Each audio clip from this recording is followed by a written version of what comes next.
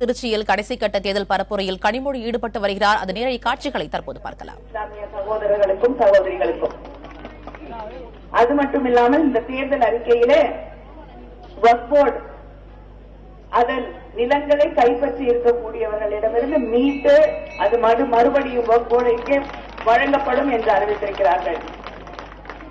இஸ்லாமிய சகோதரிகள் கல்விக்கான திட்டங்கள் வகுக்கப்பட்டு அவர்கள் படிப்பதற்கான அத்தனை உதவிகளும் செய்து தரப்படும் என்று அறிவித்திருக்கிறார்கள்.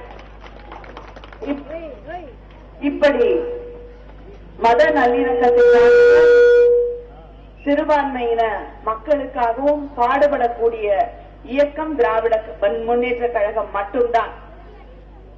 ஜெயலலிதா கூட்டணியிலே இருந்தாலும் இல்லாவிட்டாலும் தொடர்ந்து அவர்களுக்கு எதிராக இயங்கக்கூடிய ஒருவர்தான். கரசேவைக்கு ஆள் அனுப்பிய ஒருவர் தான் ஜெயலலிதா. அதை நாம் என்றுமே மறந்துவிட முடியாது.